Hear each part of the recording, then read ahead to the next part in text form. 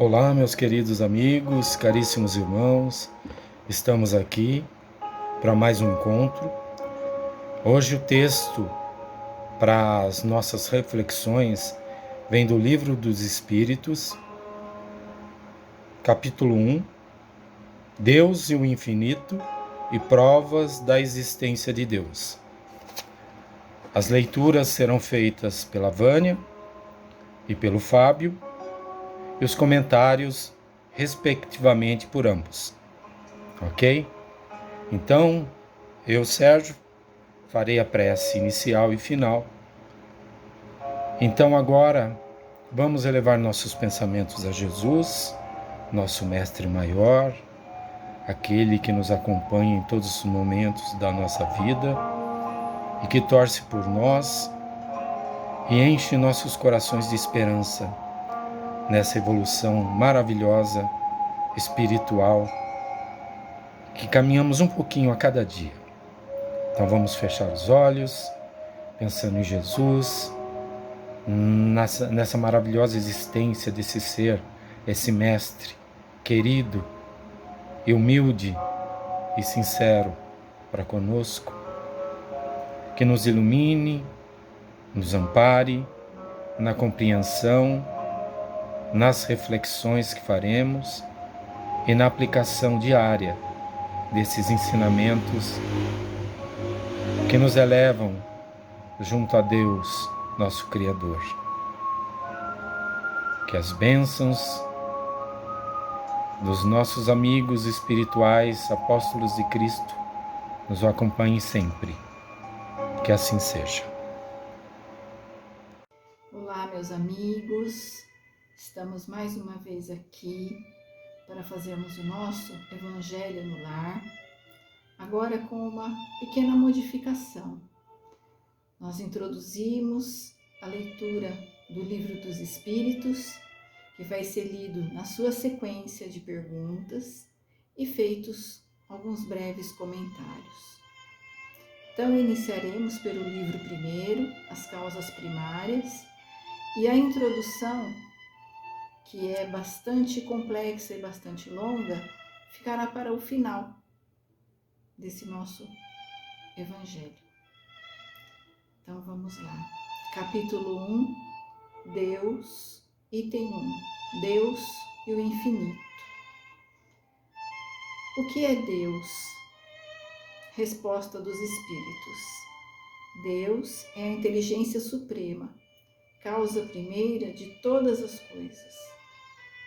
Devemos lembrar que as perguntas aqui formuladas foram feitas por Kardec aos espíritos superiores que estavam realizando em conjunto o trabalho da codificação da doutrina.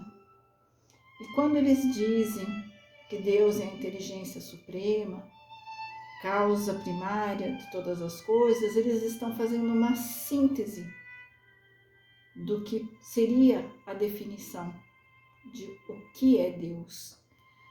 Vamos refletir que aqui Kardec não pergunta quem é Deus, porque não necessariamente Deus tem que ser a corporificação humana, mas poderia ser alguma outra forma. Mas os espíritos simplificam a resposta dessa forma, porque sendo ele o criador de tudo que é material, ele se revela em toda a sua criação. E ao mesmo tempo, a partir da nossa compreensão, da melhoria do nosso entendimento, também vamos compreendendo melhor esse Criador. O que devemos entender por infinito? Resposta dos Espíritos: aquilo que não tem começo nem fim, o desconhecido. Todo o desconhecido é infinito. Será que nós temos condições de entender o que é infinito?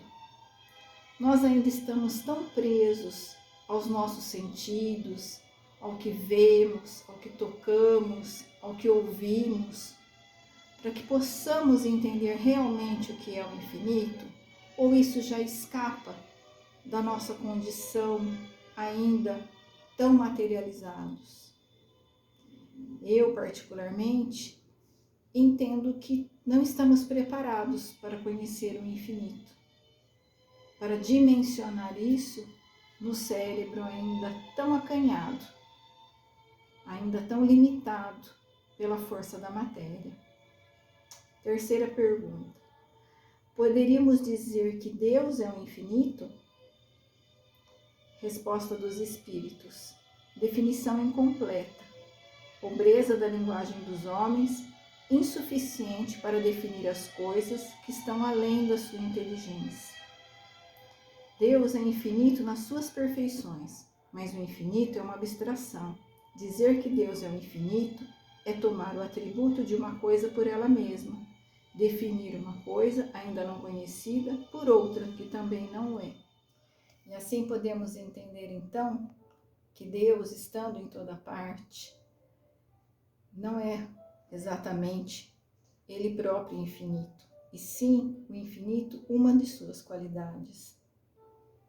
Ainda temos que ter a humildade para entender que não podemos compreender Deus. Não temos ainda essa capacidade. Mas vamos pedir que um dia cheguemos a esse entendimento mínimo para que possamos ainda mais trabalhar em benefício da humanidade. Obrigada, e na sequência o Fábio continuará com as perguntas. Obrigada.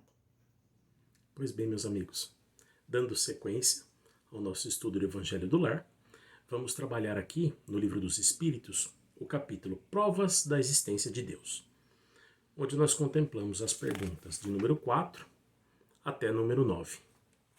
Pois bem, pergunta número 4. Onde se pode encontrar a prova da existência de Deus? Resposta: num axioma que aplicais às vossas ciências. Não há efeito sem causa. Procurai a causa de tudo o que não é obra do homem, e vossa razão vos responderá. São os espíritos respondendo a Kardec, não é? E aqui uma nota de Kardec, tá? Uma nota pessoal. Para crer em Deus, basta lançar os olhos sobre as obras da criação. O universo existe. Ele tem, pois, uma causa. Duvidar da existência de Deus seria negar que todo efeito tem uma causa e adiantar que o nada pode fazer alguma coisa. Número 5.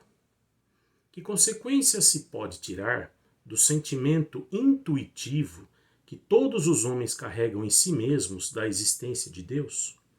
Resposta: que Deus existe. Porque de onde lhe viria esse sentimento se ele não repousasse sobre nada? É ainda uma consequência do princípio de que não há efeito sem causa. Número 6. O sentimento íntimo que temos em nós mesmos da existência de Deus não seria o fato da educação e o produto de ideias adquiridas? Resposta: se assim fosse, por que os vossos selvagens teriam esse sentimento?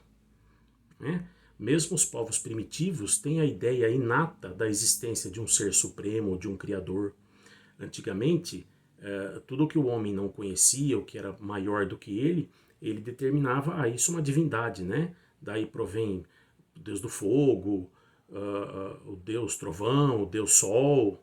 Mas é a ideia inata que o ser humano, mesmo primitivamente, já carregava dentro de si de um ser supremo, de um ser superior. Anotações de Kardec também. Se o sentimento da existência de um ser supremo não fosse senão o produto de um ensino, de um ensinamento, ele não seria universal e não existiria, como as noções de ciência, senão naqueles que teriam podido receber esse ensinamento. Se fosse ideia de um ensinamento que a gente vem desde criança, todo mundo aprende que o Deus criou tudo, nem todos receberiam esses ensinamentos, não é? Já visto as quantidades, as milhares de populações e tribos e nações ao longo da humanidade toda, não é? Pergunta número 7. Poder-se-ia encontrar a causa primeira da formação das coisas nas propriedades íntimas da matéria, ou seja, poderia ser a matéria tendo sido criada ou se criado com seus próprios atributos? Resposta. Mas então qual seria a causa dessas propriedades? O Kardec pergunta sobre a criação através das propriedades íntimas da própria matéria. E o Espírito Verdade responde, então qual seria a causa dessas propriedades? É preciso sempre uma causa primeira. Novamente, nota de Kardec. Atribuir a formação primeira das coisas às propriedades íntimas da matéria seria tomar o efeito pela causa, porque essas propriedades são elas mesmas um efeito que deve ter uma causa. Ele insiste, ele volta, tudo tem que ter uma causa primeira. Número 8. Que pensar da opinião que atribui a formação primeira das coisas a uma combinação fortuita da matéria, isso é, ao acaso? Resposta. Outro absurdo. Que homem de bom senso pode olhar o acaso como um ser inteligente? Aliás, o que é o acaso? Nada. Irmãos, se a gente imaginar que o acaso possa criar alguma coisa, a gente está diminuindo a força de Deus. A gente está falando que existe um outro ser criador. A gente está falando que o acaso, isso é para a vida toda. A gente está falando que o acaso pode criar. Então o acaso pode causar uma morte, pode causar uma decepção fortuita, pode causar uma tragédia. A gente estaria falando que o acaso seria mais rápido que Deus? Seria mais inteligente que Deus? O acaso chegaria em lugares primeiro que Deus? O acaso tomaria decisões à revelia de Deus? Então isso é uma reflexão importantíssima. E aqui novamente, nota do Kardec. A harmonia que regula as atividades do universo revela combinações e fins determinados. Por isso mesmo, revela a força inteligente.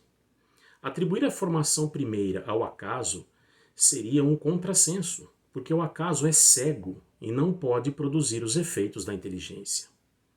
Um acaso inteligente não seria mais o acaso. Pergunta número 9. Onde se vê na causa primeira uma inteligência suprema e superior a todas as inteligências? Resposta. Tendes um provérbio que diz isto: pela obra se reconhece o artífice. Pois bem, olhai a obra e procurai o artífice. É o orgulho que engendra a incredulidade. O homem orgulhoso não vê nada acima dele, e é por isso que ele se chama de espírito forte. Pobre ser, que um sopro de Deus pode abater. E novamente aqui uma nota de Kardec. Julga-se o poder de uma inteligência pelas suas obras. Nenhum ser humano não podendo criar o que produz a natureza, a causa primeira, pois, é uma inteligência superior à humanidade. Quaisquer que sejam os prodígios realizados pela inteligência humana, essa inteligência tem ela mesma uma causa. E quanto mais o que ela realiza é grande, mais a causa primeira deve ser grande. Essa inteligência é a causa primeira de todas as coisas, qualquer que seja o nome sob o qual o homem a designe. Então, aqui, lembrando que esse livro foi publicado em 1857, e o capítulo aqui, Provas da existência de Deus. Kardec está falando ainda sobre a existência de Deus. E a primeira pergunta dele foi, o que é Deus? E a espiritualidade insiste, Deus é a causa primeira de tudo, ou seja, Deus, criador de tudo. A inteligência suprema por trás de tudo o que existe. Deus, e não o acaso. E sendo assim, ele estende isso à criação do universo. Porque se a gente imaginar que Deus criou aqui a Terra, a gente vai pensar, então quem criou o sistema solar?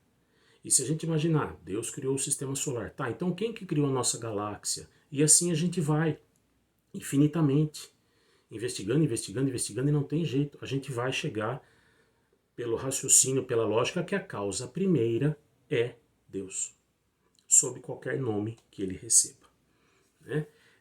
A gente falou dos povos primitivos, a ideia do Deus do trovão, do Deus do fogo, que já tinham intuitivamente a ideia de um ser supremo, porque Deus está dentro de nós, não é?